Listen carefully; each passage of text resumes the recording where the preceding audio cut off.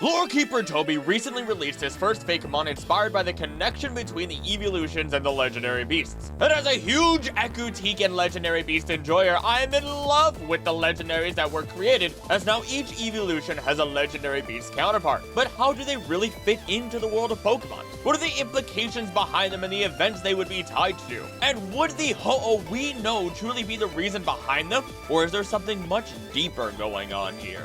I've analyzed Pokemon history, lore, ecology, and even gym leader bank accounts, so I've got some experience diving into these rabbit holes. Plus, I did get the approval too, and I quote, "go nuts" from Toby himself. So without further ado, let's discover the hidden lore of Lore Keeper Toby's first Fakemon, the new legendary beasts. Hi there, I'm Krillig, and to really dive into this properly, we need to actually start with the history of not only Ecruteak, but also the legendary beasts, and the theory behind why the legendary beasts were likely Eeveelutions. Afterward, we'll break down these Fakemon through their given lore, their designs, and even dig deeper to see where those inspirations may have come from, and how that may tie in to the world of Pokemon itself. So, without further ado, let's get started. The history of Ecruteak City, the city where present and past concurrently flow in history. Here we find one of my favorite cities in all of Pokemon, but we also find the Kimono girls, Gym Leader Morty, and the Great Towers of Ecruteak, the Bell and Burned Tower. The latter of which was known as the Brass Tower 150 years before the main events of Pokemon Gold, Silver, Crystal, and their remakes. It was at this tower that Lugia perched, while opposite to Lugia was where Ho-Oh perched and continues to do so on the Bell Tower. And the following story is told by the Kimono girls in a fantastical show put on for crowds from all over Johto who arrive at their theater. These two towers were built by the people of Ecruteak, each being 9 tiers up as they pierced the sky. The Bell and Brass Towers, who had attracted the guardians known as Ho-Oh, Guardian of the Skies, and Lugia, Guardian of the Seas. The people would commune with Pokemon through harmonious friendship until 150 years ago, when the tower was bathed in moonlight. A lightning storm emerged, disturbing Lugia's rest. The storm raged louder and more powerful, shaking the city itself, until the spire known as the Brass Tower was struck by lightning, kickstarting the inferno that would engulf the tower, to the point where even Lugia could not put it out with the gale winds of its wings that could create unimaginable storms, while the fire continued to spread. The only solution was for Lugia to call to him a rain which would then extinguish these catastrophic flames. The night fell and the morning sun rose into the sky. Lugia fled, pained by the loss of the tower, as it then dove into the ocean to wait for someone pure of heart to call for it to return. And the tower serves now as a symbol of what was lost and what would be again. Though that is only one half of the story, for within the tower were said to be 3 unknown creatures who perished within the flames. These creatures were then resurrected by the great powers of Ho-Oh, each said to represent the events of the fire: the lightning bolt that struck the tower, the raging blaze that burned it, and the sudden downpour that washed away the flames. When the beasts rose, the people of Ecruteak feared them. Seeking to avoid humanity in fear of what they would do, the legendary beasts fled the tower and currently search the world for a pure-hearted trainer. Our 3 legendary beasts, of course, being Raikou, who also represents the speed of lightning and can control storm clouds at will. Its cries sound like thunder while sending shockwaves through the world around it. Entei, representing the passion of magma, the bringer of summer's warmth, and whose roars cause the eruptions of volcanoes. And my personal favorite, Suicune, who walks across water, purifying it with a single touch as it seeks to purify the waters of the world as it follows the north wind. It's also a Pokemon that holds far more connections and symbolism than our other 2 beasts, as it's said to be heroic, serious, and calm during dangerous situations. It is the closest of the legendary beasts to Ho-Oh, and even holds a cooperative bond with the unknown. It is the embodiment of the north winds and compassion of pure spring waters. With all this in mind, let's dig into the Eeveelutions connection next. This all begins with the Kimono girls, the lore keepers of Ho-Oh and Lugia's tale. They are considered Eeveelution trainers, as each one of them have 1 Eeveelution: Jolteon, Flareon, Vaporeon, Umbreon, and Espeon, representing lightning, fire, water, darkness, and light, respectively. Just like how the story of what we just spoke about tells us of. Not only that, but we also have these sages known as Gaku, Masa, and Ison, who bear Flareon, Jolteon, and Vaporeon themselves, and are at the barrier station to the Bell Tower. This means that everyone directly associated with and representing the lore of the towers have Eeveelutions on their teams, and why would that be the case? It's simply because those unknown Pokemon within the Brass Towers before it burned were in fact Jolteon, Flareon, and Vaporeon, all being reborn with fantastical new abilities. We can line this up even further because of the idea that the Eevees are known to have unstable DNA, meaning not only can they change to their respective evolutions, but they can also have their faces changed to be more like their trainer. And in the manga, we have an Eevee that can be forcibly switched between Vaporeon, Flareon, and Jolteon through a device created by Team Rocket that is attached to it. This means that, of course, they are incredibly malleable in their DNA, while also being Pokemon that create incredibly strong bonds.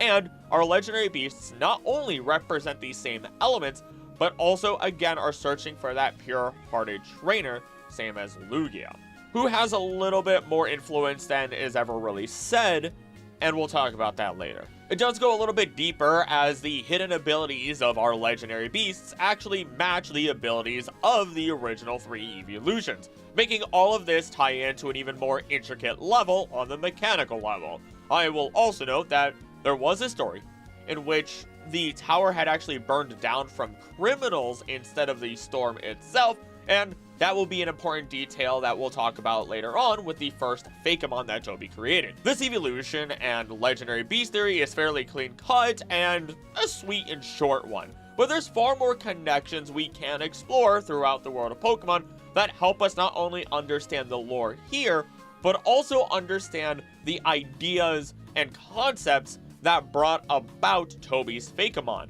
as we are now going to dig into Death, Rebirth, and the Unown. One detail I never really hear people talk about is that there were 9 tiers to each of these towers. And how many forms of Eevee are there? 9, if we include Eevee itself. If we don't, then we have the 8 Eeveelutions with Ho-Oh and Lugia sitting at the top, once again bringing us to 9 for those towers. Then, if we look at the symbolism behind the number 9, 9 is linked with completion, finality, and the end of a cycle. Death itself. This we can actually tie back to something that Toby does talk about. The many towers of the region, radio signals, the afterlife, and the Pokemon known as the Unown. Now, I've briefly spoken on this before in my Pokemon Iceberg video, part 2 coming out soon. Actually, this week. There's over like 200 entries in that thing. But strangely enough, radio signals are incredibly important and mysterious within the world of Pokemon. We have Ecruteak's towers in the east, the Lavender Tower in the west, as pointed out by Toby, which is within Kanto, which actually represents the unfortunate death of Pokemon, but was eventually remodeled into a radio tower, in addition to the radio tower that we find back in Johto within Goldenrod, which was said to be the reason that the Unown started appearing. We also find Pokemon that respond to unknown radio signals, such as Dusknoir, who will receive orders and take the souls of past individuals into the afterlife, though sometimes it does make a mistake and take the wrong person. Our own Grim Reaper. Making mistakes is terrifying, but why? It seems to only act on these orders, or at least we think it does, without any personal gain, without any personal input. It just listens to orders like some sort of Grim Reaper soldier, so how could there ever be a mistake? Unless the signals sent from the afterlife can be muddled with. And that's why, as Cup of Fee states within the video, the director of the Goldenrod Tower seems to be more concerned with what may be a secret power within the radio tower, rather than just the general takeover of said tower. Because if Team Rocket learned that Pokemon such as Dusknoir works through signals, or radio signals for that matter, that they could potentially reach into and disturb the order of the afterlife. We can actually support this as there is a direct connection between the radio tower here and Ho-Oh.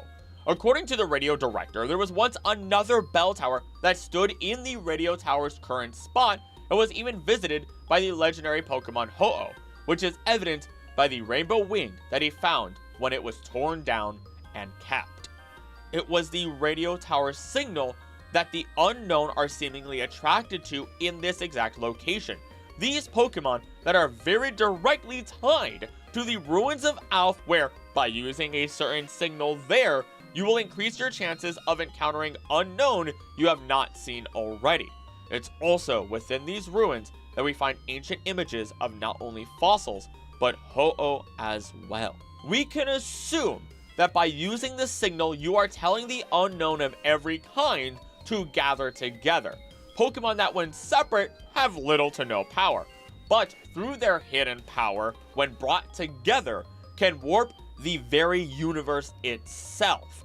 Pokemon that are very directly tied to Arceus, as we can see through the Arceus event within Pokemon Platinum, and as stated earlier, they have a cooperative bond with Suicune, bringing us back full circle. So let's take everything from this section, because there was a lot, with a little extra detail injected into it and put it all together. The towers, pillars that reach into the sky and are the closest physically to the heavens within this region, are closely tied to the afterlife, as shown through Ho-Oh, who represents Rebirth, Dusknoir, who represents the Grim Reaper, even though it comes in at a later generation, and the Unown attracted to these signals, who are also closely tied to both Suicune and Arceus itself.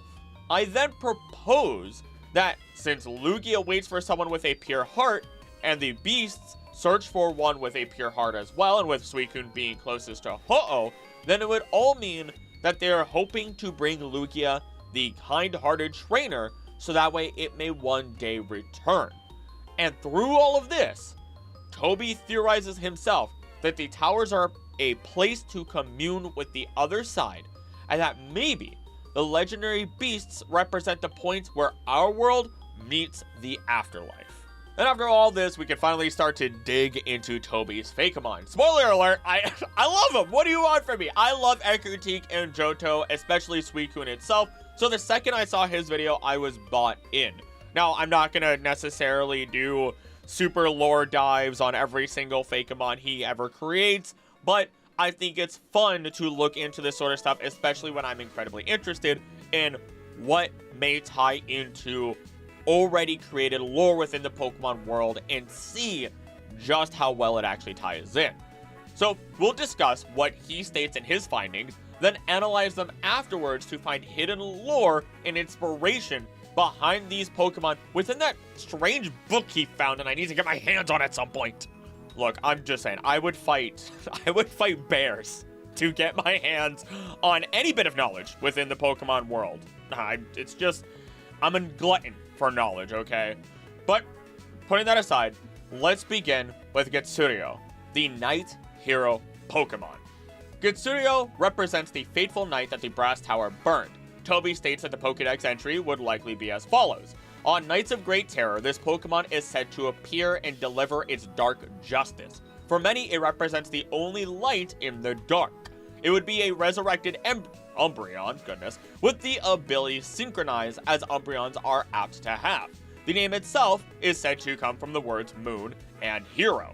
By the way, before we continue, credits to the artist for those new beautiful legendary beasts, Soy Alex Allen, who you can find on Instagram. Now, let's visually analyze Getsurio here. We have strong ties to Raikou right off the bat, as evidenced not only by the purple mane, but also the facial structure. The face plates that look like fangs, and even the stance that Raikou is similarly shown to be in. The differences we find here, though, is that Getsurio is definitely a bit of a thicker, more muscly boy. Its purple hair is also significantly darker, flowing freely as it curls upwards and bears twinkling stars within those luscious locks that it has. In addition, when we compare it to Umbreon, we find the same markings on the legs and forehead have now changed to crescent moons, which evidently are also in these same places as Raikou's original markings on its upper legs. It does make sense to see that these tie to Raikou very well, considering it was during the night in which that fateful bolt struck the tower. It was the night which it all began, and the two beasts together represent the beginning of the event. The face also kind of reminds me of Commander Kimono from Legends Arceus, which would actually be very fitting considering he not only would be a good representation of the Meiji area, or the Edo period within that era, in which the tower would have likely been burned down, but also ties in with the Edo period armor that would bear symbolism of the moon. Kimono actually has facial hair that was historically associated with warlike characters, which vaguely match the way the gray markings expand across the sides of Getsurio, and warlike, justice, battle.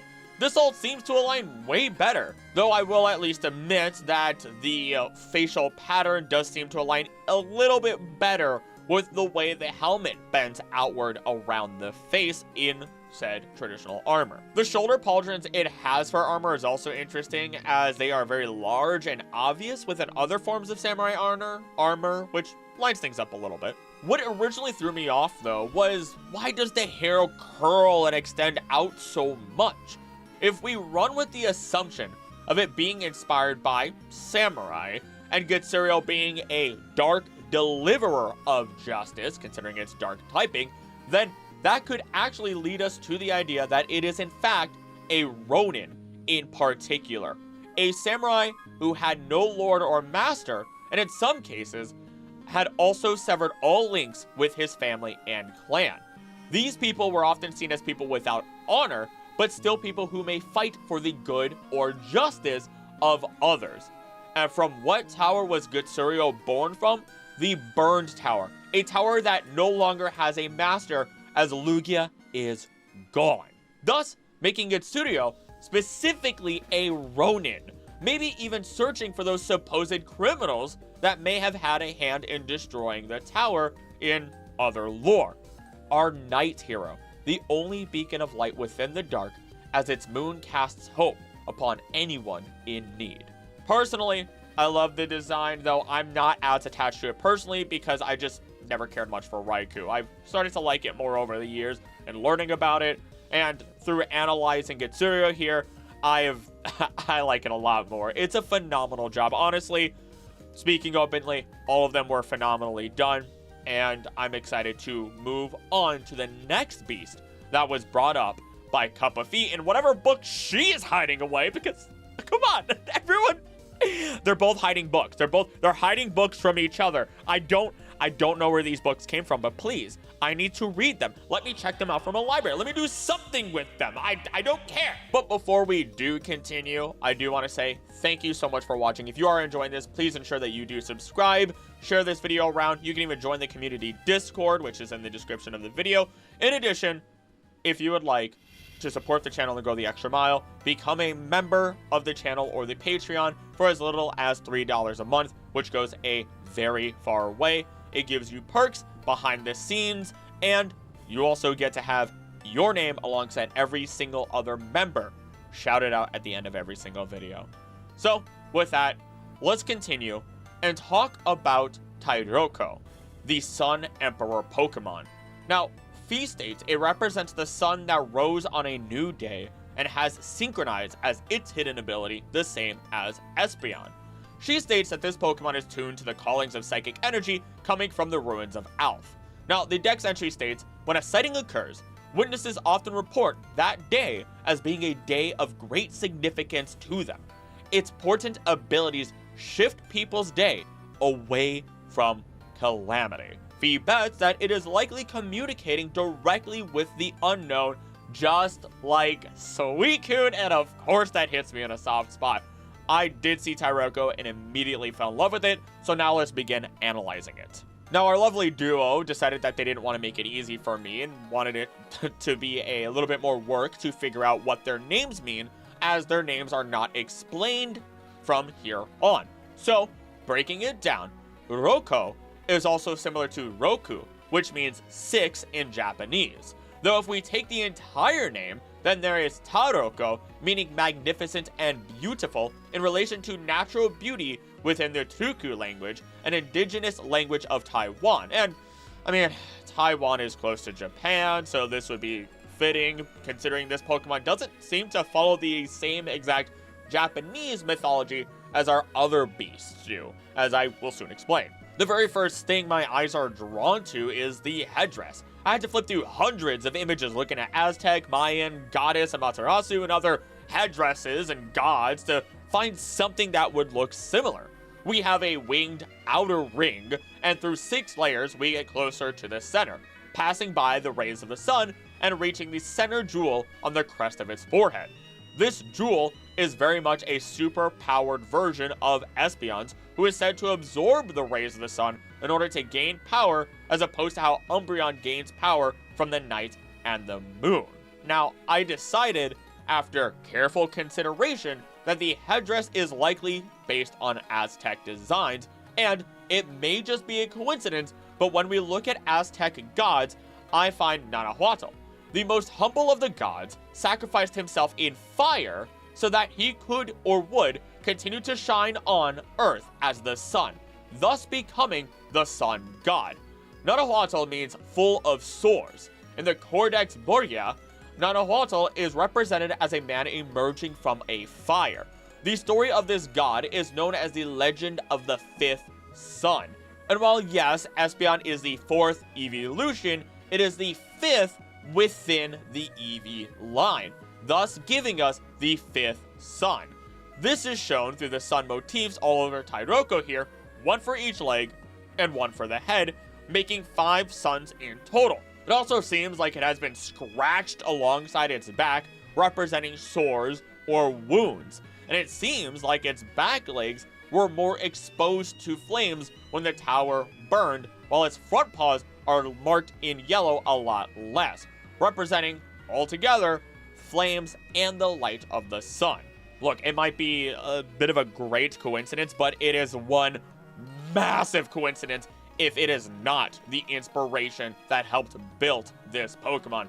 And I will support its ties to Aztec culture, as unlike our other legendary beasts, Taiyroko seems to have a more snake-like face, and its tail seems to still be here but curled inwards. That tail also reminds me of a chameleon or just generally other lizards. And who do we find within the Aztec religion that not only bears a feathered head, but also the face of a serpent?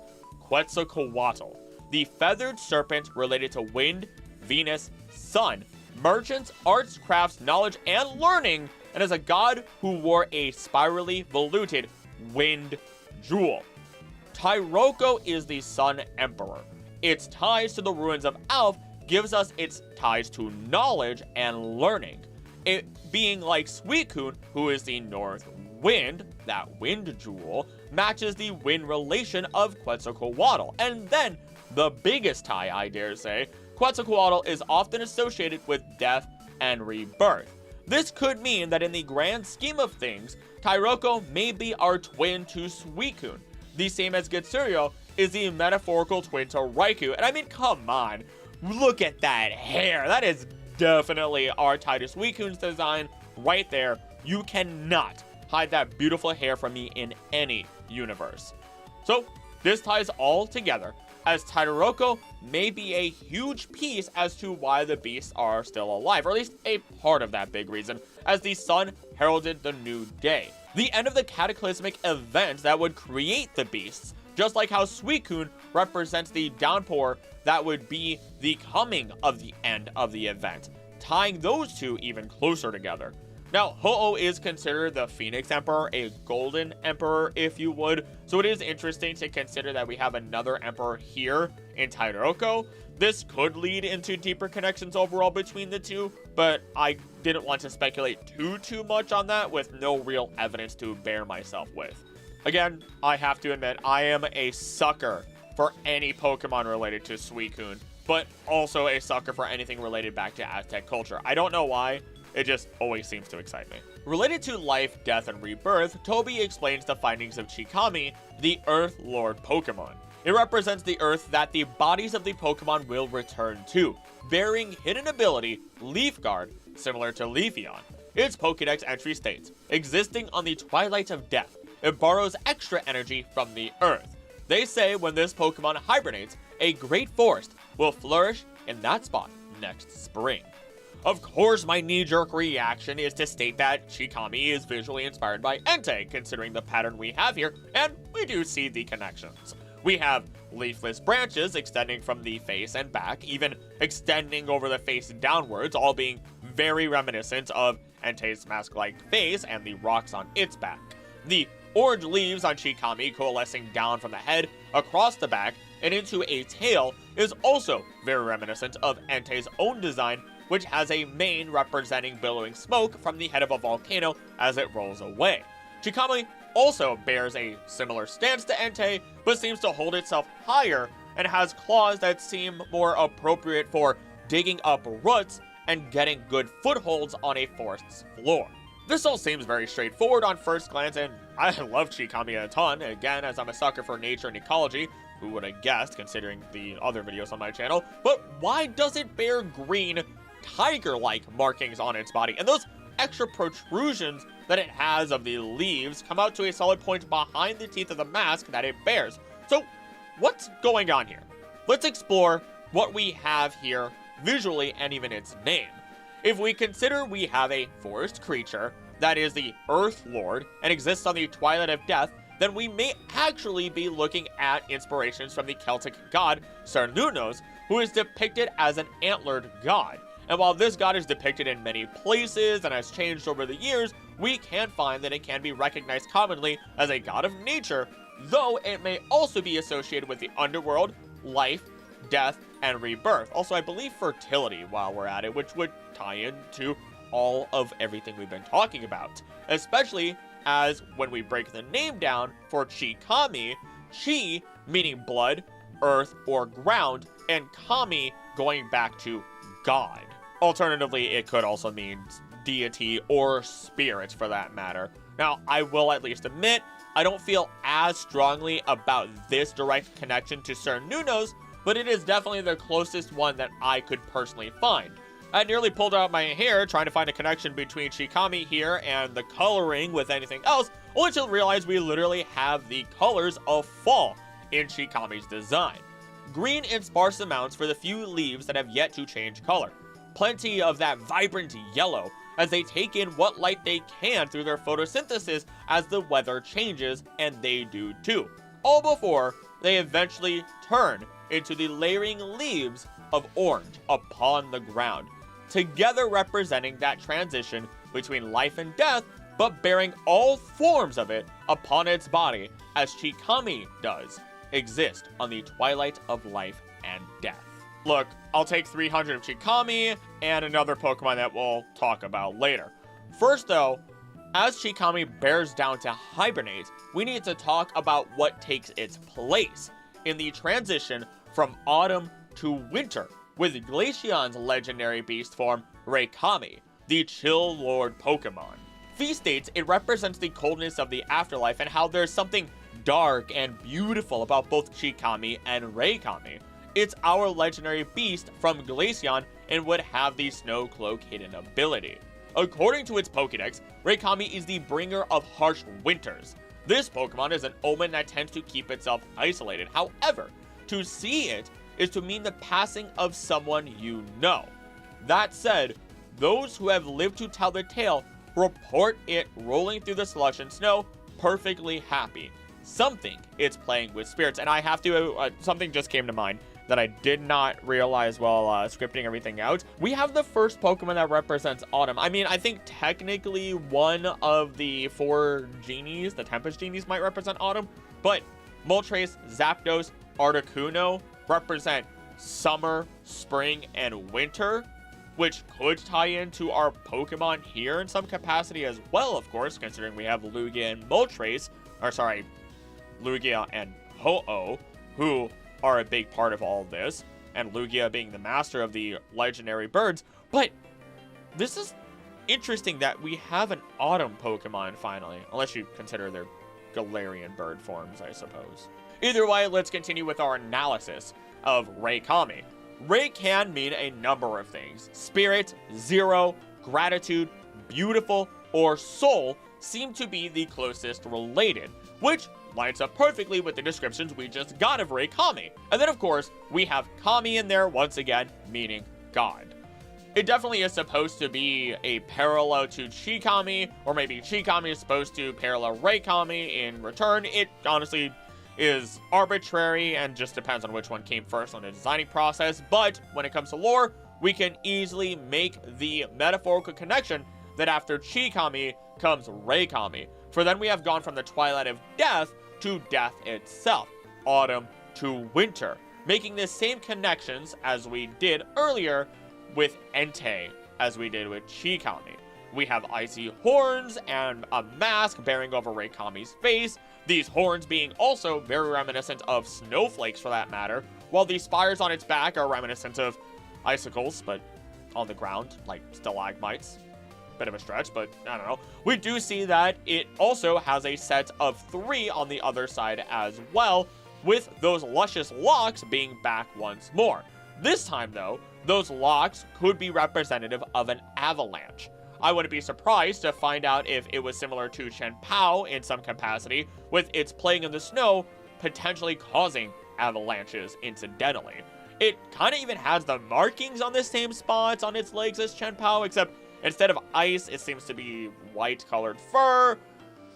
Maybe a stretch there. Its feet also seem to have extra fur around the calf leading up to the clawed feet, and this just reminds me of how wolves or even dogs have similar amounts of extra fur. Heck, even my own German Shepherd has something similar going on, floofy chest and all, which actually reminds me a little bit of Cobalion now that I think about it. Again though, even though they kind of have the same facial shape, it might just be a coincidence. I just want to make sure I'm exploring or bringing up these possibilities. Now, as much as I do like Reikami, I'd rather not see it if any of those legends are true, because I don't want to see any of my family members pass. But with Reikami and Chikami here, they also serve as what Toby theorized, Pokemon that represent the point where our world meets the afterlife. These two are true embodiments of that idea, considering their transition through not only this season, but also their presence in the world. One hibernates and one emerges. As such, it would be incredibly rare to see both at the same time. Not just because they are legendaries, but because of their symbolism. But with all of that out of the way, how about we talk about the final Fakemon related to our legendary beasts and our Eeveelutions. Mahiro, the fairy hero Pokemon representing new spirit and new hope, bearing the hidden ability Cute Charm as Sylveon has. Fee explains that according to its Pokédex, this Pokemon shrouded its friends in a protective mist just long enough to see them reborn anew. Some say that for this Pokemon, wherever it goes, impossible things happen. Toby then follows, saying how there is the idea that since Ho-Oh is known to grant wishes, that maybe our legendary beasts were born from nothing but wishes from our Kimono girls. That just maybe the Kimono girl with the right connection could wish Mahiro into existence through her connection with Sylveon, dreaming up a creature that would be the true leader to what will now be the legendary beast Octet. And remember what I said earlier? 9 levels to the tower, 8 beasts. Instead of including Eevee to this, we would have Ho-Oh or Lugia at the top.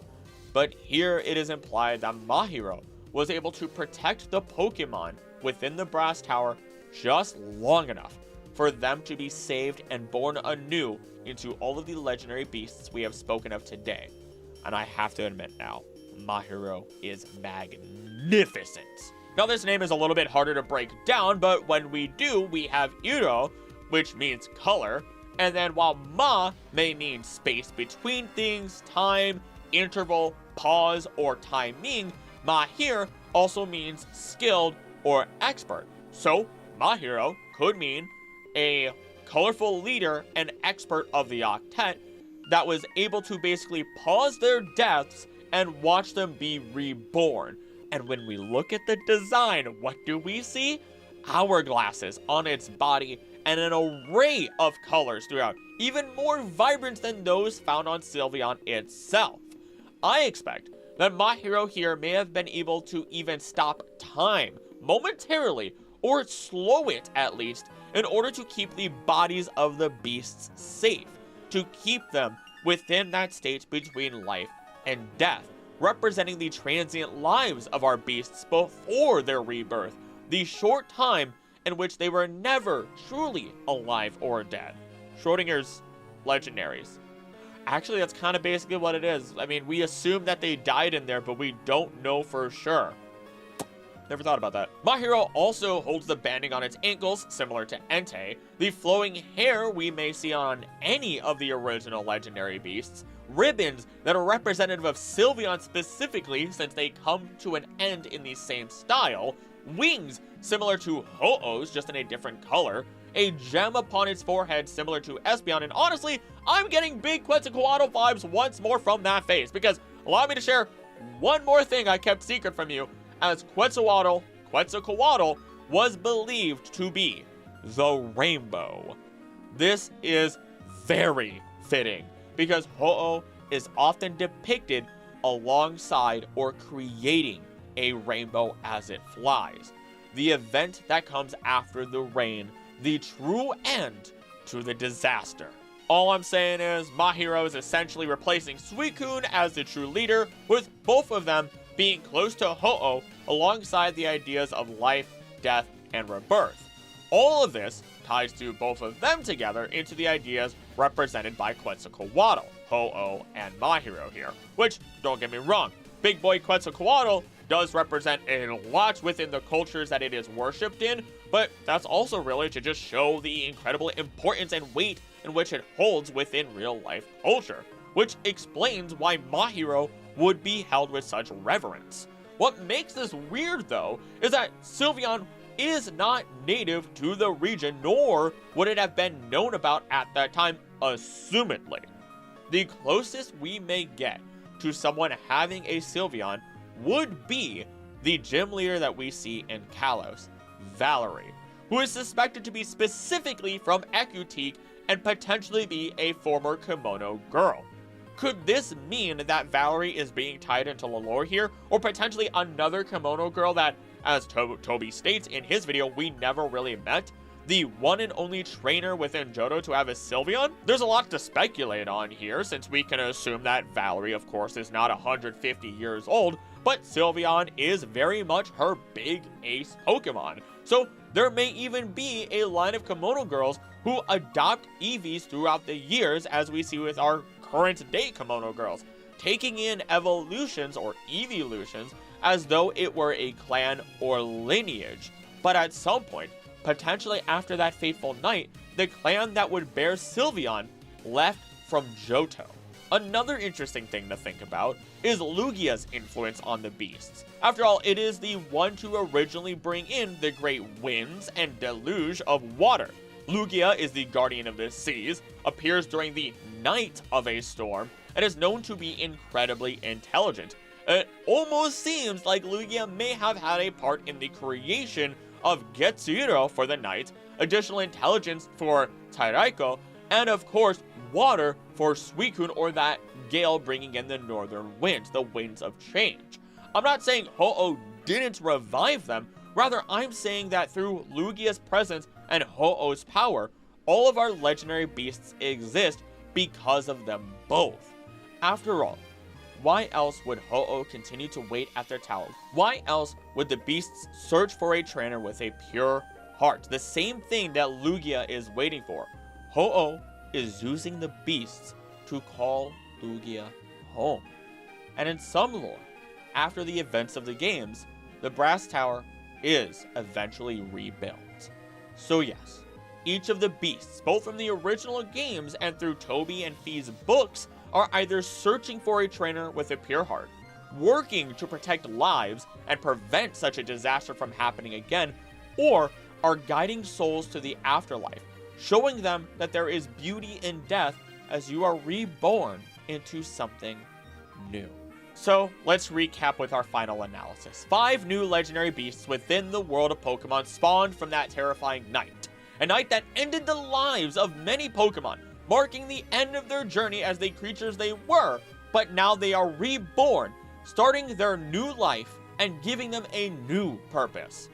Getsurio, the Night Hero, representing the night in which the event occurred, a moment of darkness that would change the lives and history of Ecruteak and the beasts as a whole. A beast who now wanders the lands delivering justice and being a light within that darkness. Raikou, the Thunder Pokemon representing lightning that had struck the tower, cutting through the night as it kickstarted the event, being a form of light itself. It distrusts humans because of their involvement or initial reaction of fear towards the legendary beasts.